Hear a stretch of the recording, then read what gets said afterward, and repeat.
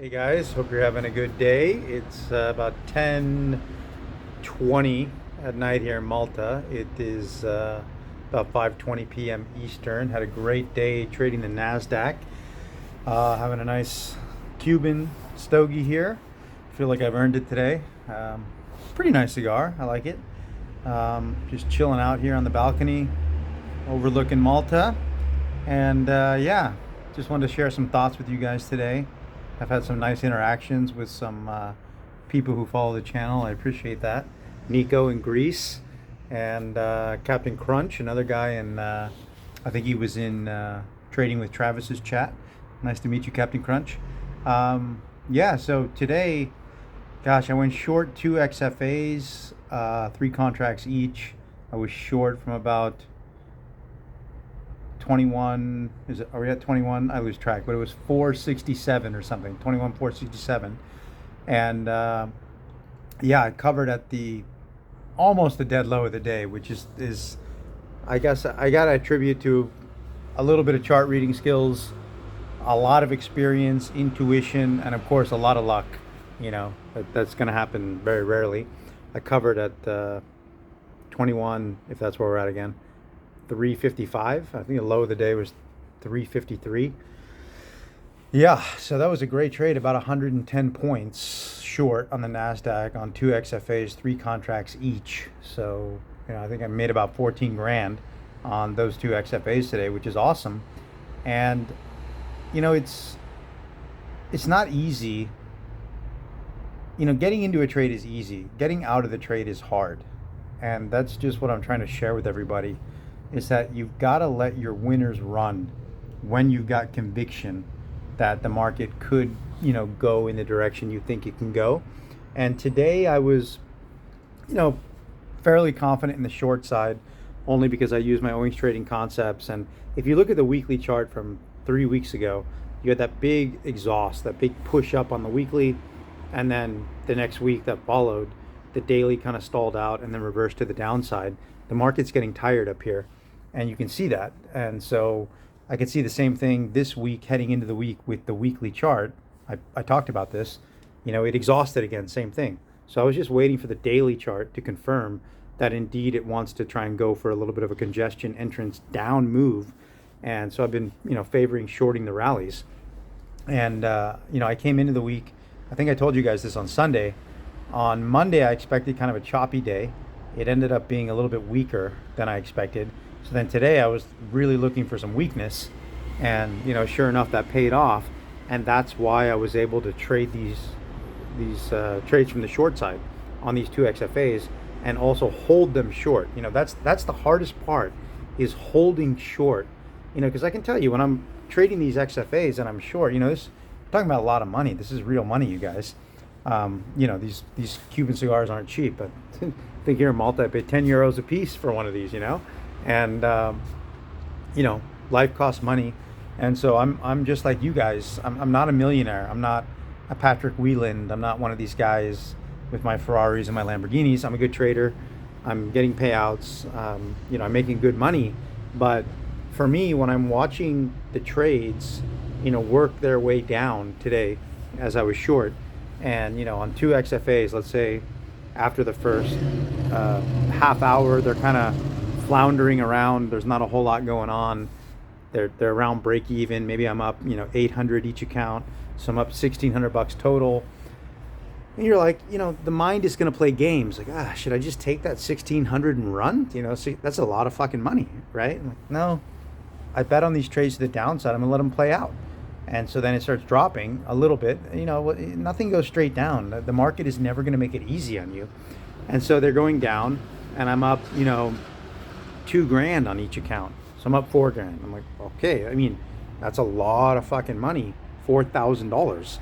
And it's very easy to just let the mind convince you to pull that trade off. And I think that's where the experience comes in trading, and the mental side of trading, which is everything.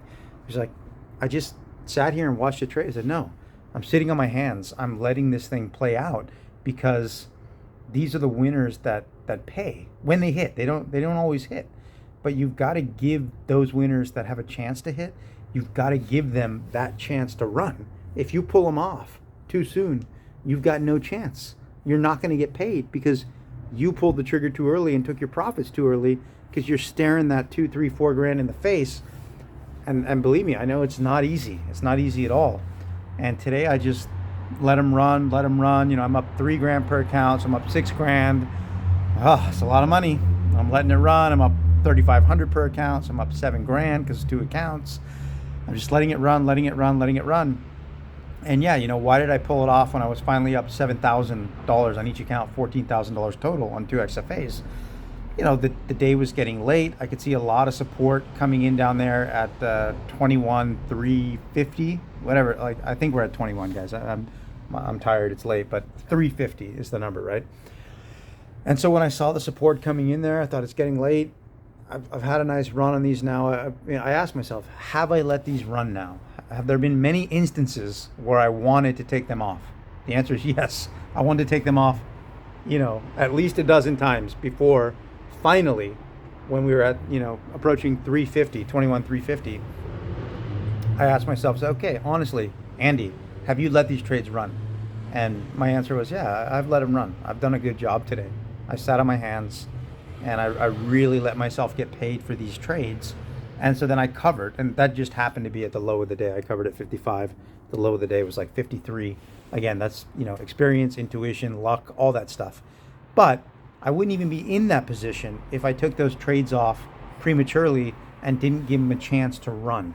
So, you know, and yeah, you got to have an idea of what kind of day you're going to be heading into. Do you think it's going to be a choppy day? Do you think it's going to be, you know, a trend day? And today I thought we could have a little bit of juice to the downside. I thought the longs could be a little bit trapped, bailing on their positions, accelerating the move to the downside. Doesn't mean that that's always going to happen. It probably only happens 20% of the time, 25% of the time, you know, when you think it's going to happen. But those are the 25% you got to let yourself get paid on. And yeah, just super stoked about that. What a great trade.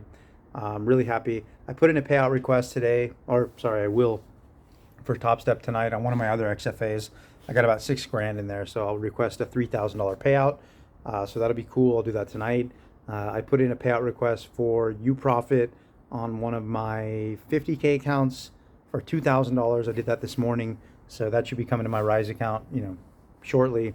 I'm gonna put another $2,000 payout request to UProfit on one of my other 50K Live Zero accounts in the next couple days, and then I'll do another $3,500 payout on my 150K Live Zero UProfit account, you know, 3-4 days from now.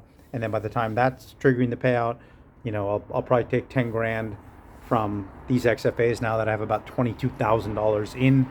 And again, the reason I'm taking these payouts is because I'm letting my profits run. I'm letting my winners really go, and that is the key. So I hope this helps you guys. I mean, trading is so mental.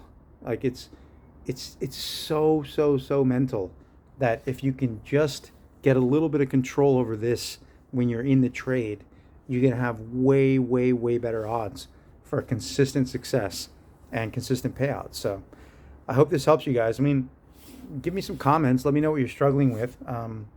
We're going to start a new feature on the channel where we're going to interview, when I say we're, I mean me. I'm going to interview, you know, people from the channel who are really involved, who are struggling with their trading, and we're going to do an interview where I try to kind of dissect their weaknesses, what they're doing, this and that. So you're going to have a successful trader interviewing the struggling trader, which is kind of flipping it on its head in terms of like all the other channels out there. They're interviewing the successful traders, which I think is pretty boring. It's like, okay, you know, I'm a successful trader. I make a lot of money. Great. I mean, that's not exciting. It doesn't help anybody.